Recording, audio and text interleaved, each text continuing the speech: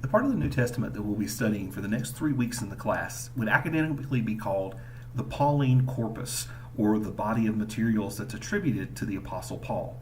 Now, some of these materials are disputed, of course. As you've learned by this point, a lot of things are disputed in New Testament studies. Some of them are almost universally recognized as written by Paul, and those are really the letters that we'll begin with. Others are often attributed to perhaps his disciples or followers, or written pseudonymously in his name to kind of borrow his authority. And of course, all of that's debated, and scholars are all over that on both ends of the issue. What we do know is the texts as we've received them form about 2/3 of the New Testament books. So Paul is a prolific writer, but he can also be a difficult writer to read because of the literary genre that Paul writes in. As we looked at the Gospels, those are all narratives. They're telling a distinct story, and they're following all the patterns and literary conventions we're used to in a story.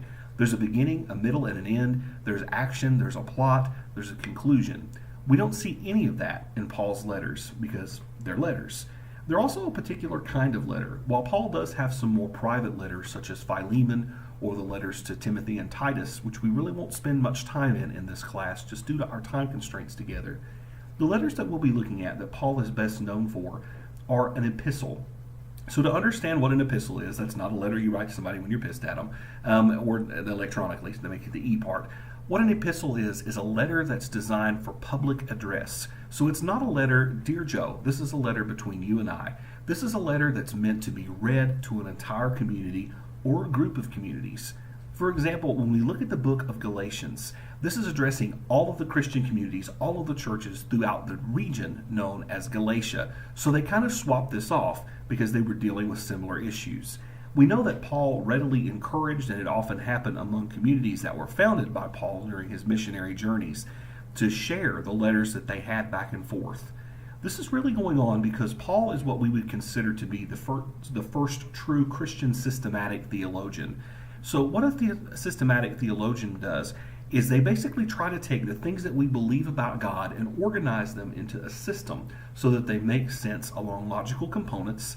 And Paul is more or less trying to do that. He's addressing issues as they arise in those very first Christian communities 30 or so years after the resurrection of Jesus. So this is a very early period, and he is addressing people who have believed in the gospel, who believed in Jesus, who have undergone a salvation experience, a conversion, which in their culture could have been really quite costly because they're no longer participating in the normative religions, the legal religions of the land, and some of the ethical stances of Christians were kind of at odds with what was normal in the Greco-Roman world. So essentially what we have is Paul writing to the communities that have come to faith, helping them make sense of or understand, well, now that you're a Christian, what does that mean about how you live? Whereas the earliest Christian communities happen among people who are ethnically and religiously Jewish, what happens under Paul, as you noticed in Acts, is essentially the Jewish Messiah and the religion founded on him spreads out into a very not Jewish world. So you have people from lots of backgrounds, particularly from the Greco-Roman pagan religions, where they worshiped a multitude of gods, where the gods were not necessarily moral, but were more or less to be manipulated or to be served to kind of get your way, to get them on your side. You have people converting out of mystery religions. Mystery religions were really popular at the time of the New Testament. You may remember some of that from our very first course lecture together. But in the mystery religions, what typically served to happen was people would go through a secret process of initiation, and there would be a myth, usually about a dying and rising god like Osiris from Egypt, who every year as the Nile floods is resurrected and dies again, and his wife gathers his dismembered corpse and resurrects him again. So there's cyclical religions, but through your incorporation with the divinity, you will also escape the cycle of death and rebirth. So we have people who are converting from those kinds of backgrounds. Particularly with Greco-Roman paganism, it was a really different thing for them to convert to Christianity that's founded on Jewish values and Jewish systems of morals. For example, when we study the Corinthian correspondence, a lot of the people that Paul is dealing with who are now Christians may have formerly worshipped at the temple of Aphrodite or worked there as a prostitute, because if you got your offering, you got a treat. It was that kind of thing. So there's a lot of differences, and they're trying to figure out, well, now that we believe this, what does that mean about how we live, and what do we do now? And they're trying to make sense of it and figure it out.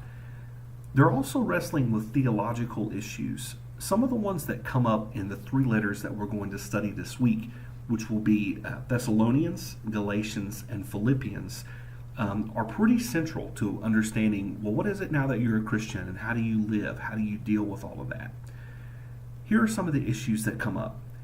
In Thessalonians, we'll look at the issue of eschatology. That's the issue of last things, particularly because in the early church there was a belief in what we might call an imminent parousia. So the return of Jesus is not so much what you would see in Left Behind or in a movie like that. Those kinds of things are an interpretation imposed on the New Testament.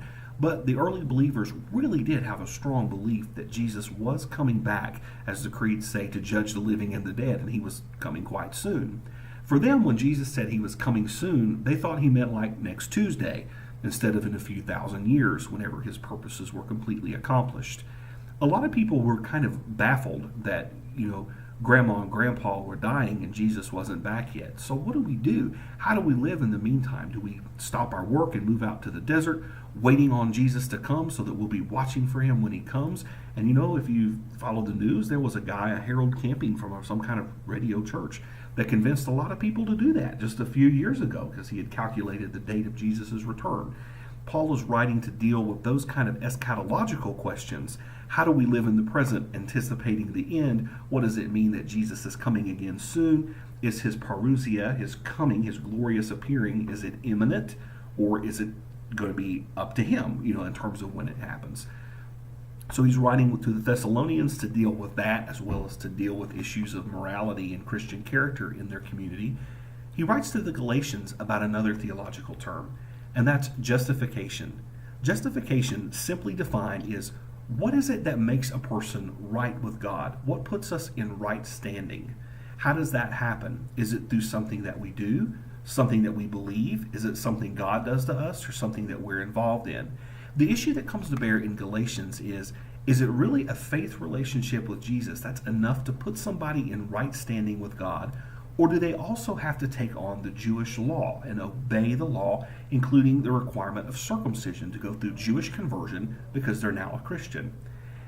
Paul also wrestles a lot with the issue of the atonement. Atonement is what is the mechanical process through which God makes us right with him. It's basically the mechanics of divine forgiveness of human beings. How does Jesus forgive sin? And Paul deals with that a lot. Why does it make sense that Jesus dying on the cross pays for the sin, or cancels the sin, or forgives the sin of the world so that people can come to God? That's another huge issue that appears in these early Pauline epistles that he's writing to deal with issues and questions that are coming up. Another one is the divinity of Jesus. How exactly do we explain Jesus and live in response to what we believe about him? And Paul wrestles with all of these throughout these three correspondences, and each one is kind of faceted to meet the needs of the community he's addressing. As the communities exchange their letters, they gain from that understanding. Now, it is quite possible that at some point the letters of Paul kind of fell out of favor, were later collected by one of his disciples, and ultimately became canon. That's a pretty standard theory for how we have these books as we have them now.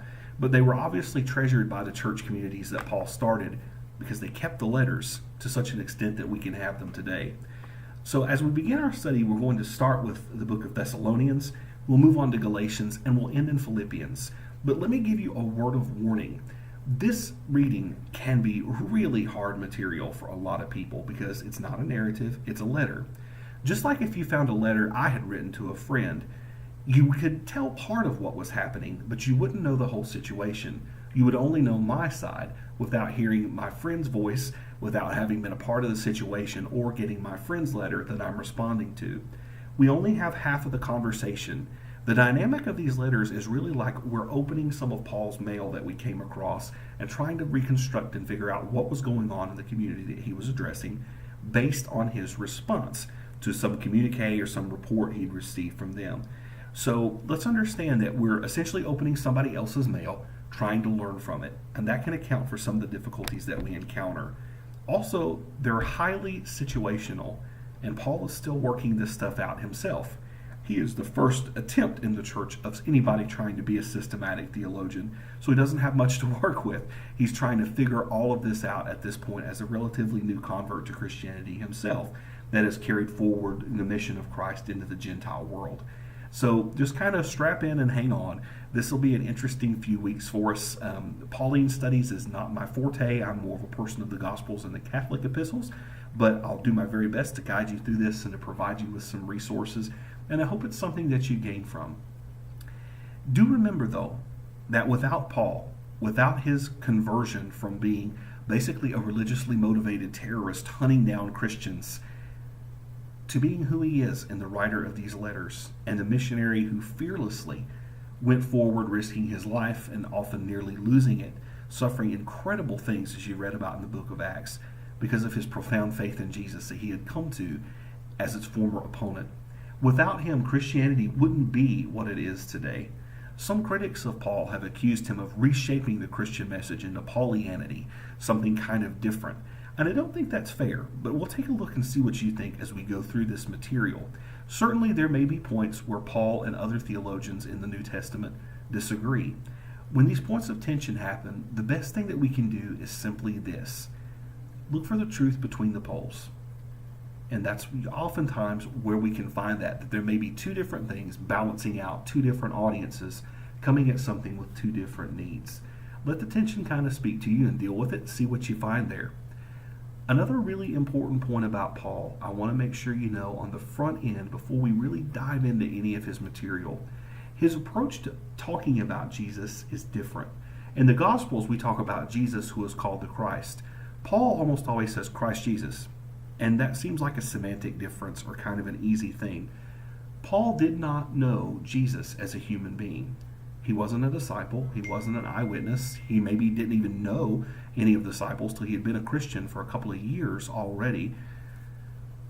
He comes at this from a very different angle. He comes as somebody who first met Jesus as an opponent to the faith and is stricken down by this resplendent being in glory who blinds him and says, Saul, Saul, why are you persecuting me? He says, who are you? I am Jesus, the one you persecute. And that's how he met Jesus. So he met Jesus not as a human being who happened to be God in human flesh or happened to be the Son of God and fully divine, yet also man. He met Jesus in resurrected glory, striking him down, calling him to change. So his approach and his understanding is maybe a little different than the gospel writers who start from his humanity and have to wrestle in the divinity that was always there. Paul starts very much with his divinity and doesn't deal too much with the issue of his humanity other than just to say, hey, it happened, this is how it was. He was a man that did these things that secured our redemption. How do we live in response to that? Because he's on the throne. And that's really Paul's writing approach. So this is ethical instruction for Christians. This is theological instruction for Christians. It's wrestling with issues and it's addressing situations that are specific to the communities he's writing. So let's enjoy these books together.